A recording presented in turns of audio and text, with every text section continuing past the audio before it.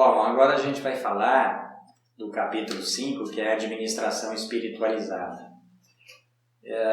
Eu, mais do que ninguém, acredito que um grande administrador ele não pode ser manco, ele não pode evoluir só numa perna. Por exemplo, eu conheço grandes administradores que evoluíram materialmente, mas esqueceram de evoluir espiritualmente. O cara tem grana, tem carros possantes, mas ele vai lá no fim de semana na psicóloga choramingar que ele não foi um grande pai, não acompanhou o crescimento dos filhos. Eu acho que um grande administrador ele tem que crescer espiritualmente e materialmente falando ao mesmo tempo. Então esse é o capítulo Administração Espiritualizada.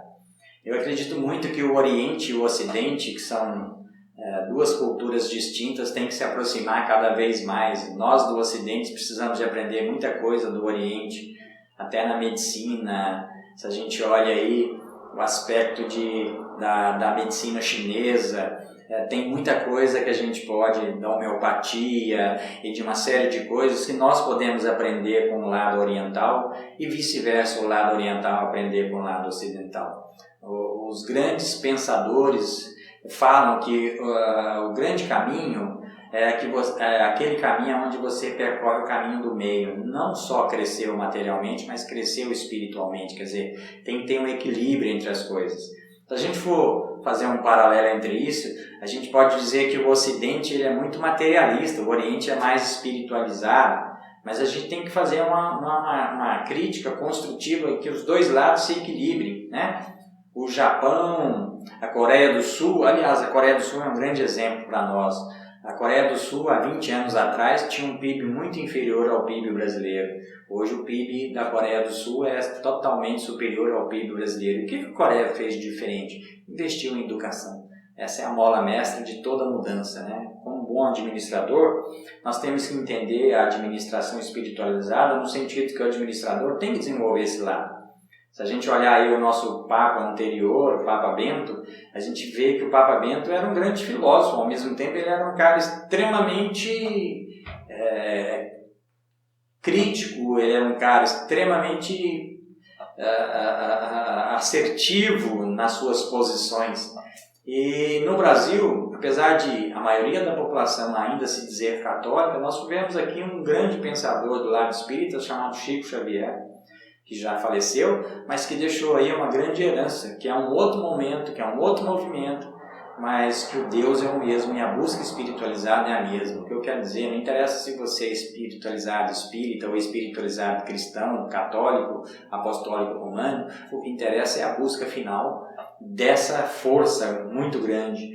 E eu hoje já comento muito com os meus alunos aqui do interior, que apesar de ter morado em Curitiba, em São Paulo, a grande capital brasileira, e Belo Horizonte e outras capitais, eu percebo que o brasileiro das grandes cidades é muito materialista e ele não consegue enxergar a grande criação de Deus. E no interior nós ainda temos isso. E eu acredito que o interior brasileiro, esse lado sertanejo, country, ainda é o Brasil verdadeiro.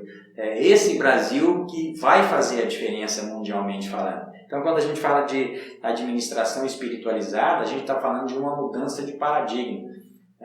Vamos dar um exemplo em Viçosa, onde eu trabalhei na Universidade Federal de Viçosa.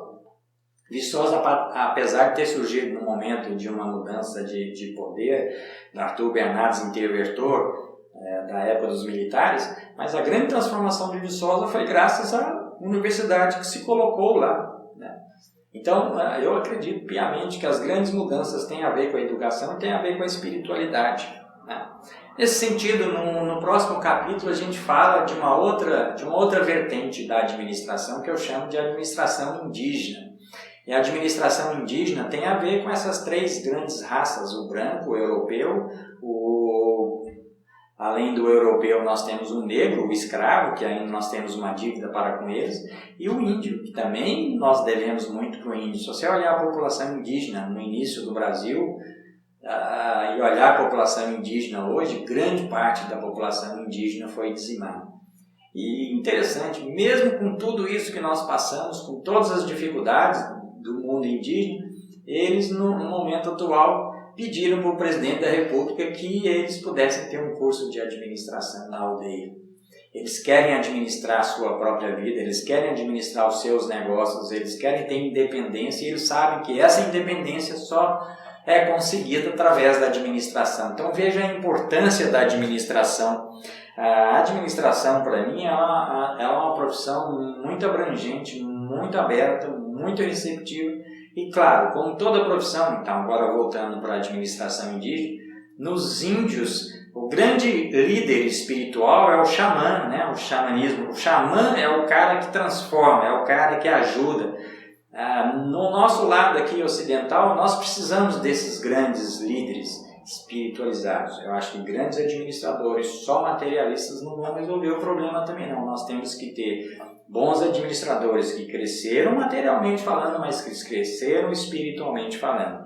Esse é o lado da administração indígena. Por fim, nós vamos falar da administração feminina.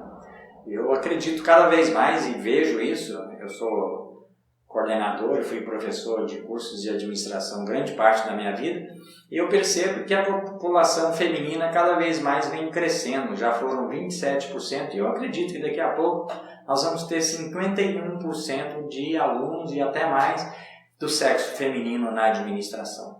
E é engraçado que essas mulheres, administração feminina, fazem sucesso na administração. Veja aí a Luísa Helena Trajano, do Magazine Luiza.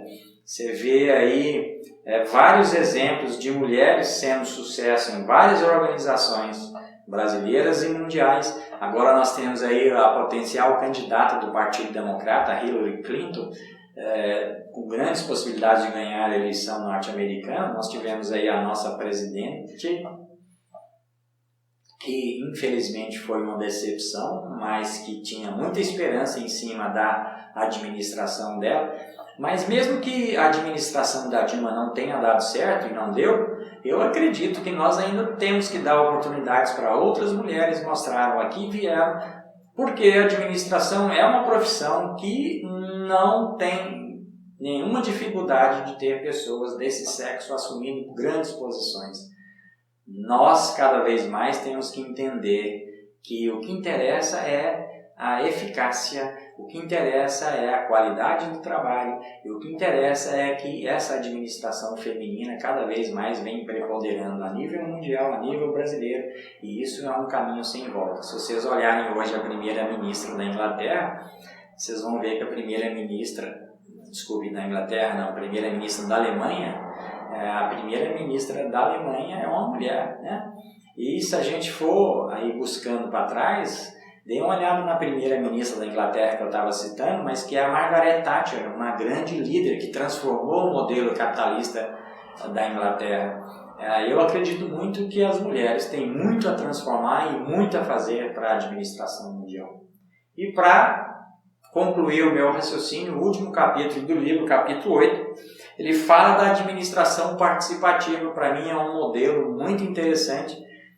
Olhando aí o Ricardo Semler, que já foi citado lá atrás na área dos empreendedores e dos empresários, Ricardo Semler, que era um empreendedor e era um empresário, ele utilizou o modelo da administração participativa na sua empresa, e modelo esse que foi um sucesso. Por quê? Porque quando o funcionário não é só um simples funcionário, mas ele ao mesmo tempo, além de ser funcionário, ele é sócio da empresa, quer dizer, se a empresa der mais lucro, além do salário que ele recebe, ele vai receber uma participação nesse lucro, com certeza ele vai trabalhar com muito mais afinco, com muita mais dedicação e vai vestir a camisa da empresa com muito mais afinco e com muito mais dedicação. É uma pena que grandes empresários brasileiros não consigam enxergar a riqueza da administração participativa. Nós temos um grande livro na administração mundial do William Walsh, que escreveu a Teoria Z. A Teoria Z exatamente fala desse modelo participativo. Hoje as grandes empresas japonesas todas participam desse modelo participativo. A Toyota e todas as grandes empresas têm participação nos lucros. E se você olhar hoje, muitas empresas brasileiras já estão adotando esse modelo, o modelo participativo, que é revolucionário, que é um modelo diferenciado e que não dá para você só assumir por assumir. Porque depois que você assumiu esse modelo, ninguém mais quer voltar para o modelo tradicional. Então, quando eu escrevi o TGA Made in Brasil, eu escrevi nessa perspectiva realmente de quebra de paradigmas, não só do modelo ser só balizado em personagens e modelos europeus e americanos, mas também a São embarcar modelos brasileiros, modelos latino-americanos de negócios, mas que nós possamos também entender e interpretar que a administração moderna prescinde de novos modelos, de novas ferramentas, de maneiras diferenciadas de enxergar. E maneiras diferenciadas de enxergar significa que nós temos que criar coisas diferentes.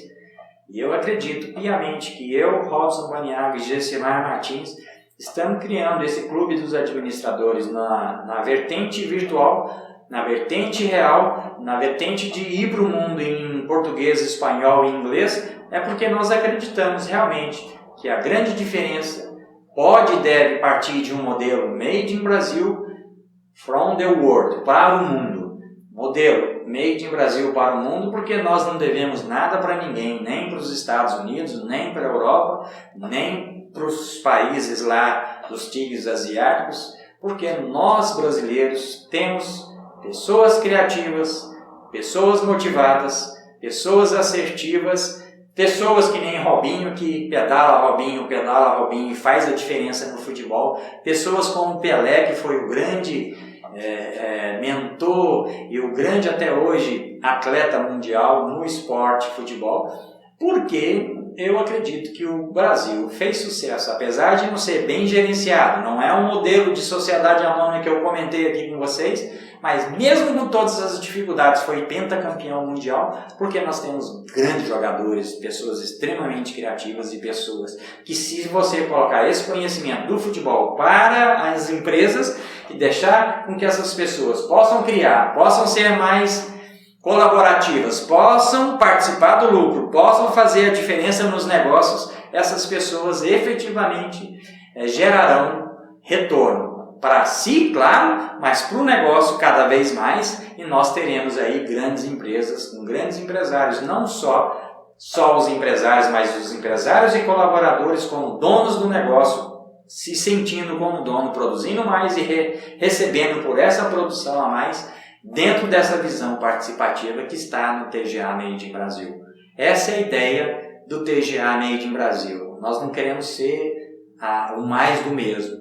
Nós queremos ser o mais com mais qualidade, nós queremos ser o mais com mais produtividade, nós queremos ser o mais com diferencial. E o diferencial está em efetivamente você criar coisas diferentes que possam agregar valores para os administradores brasileiros, norte-americanos, europeus, asiáticos e de todo o planeta, aonde a gente agregue valor, não só de lá para cá, dos países desenvolvidos para os subdesenvolvidos ou menos desenvolvidos, mas que nós também possamos criar valores, críticas e construção daqui para lá, porque nós também sabemos fazer, nós também somos excelentes administradores criativos e que podemos fazer a diferença nos negócios mundiais e aqui no Brasil, como nós temos aí vários exemplos de empresas brasileiras.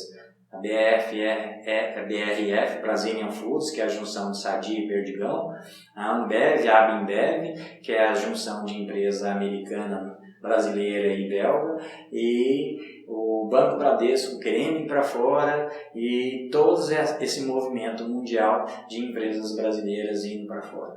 E eu acredito cada vez mais numa teoria de administração made in Brasil. Era isso que eu queria dizer.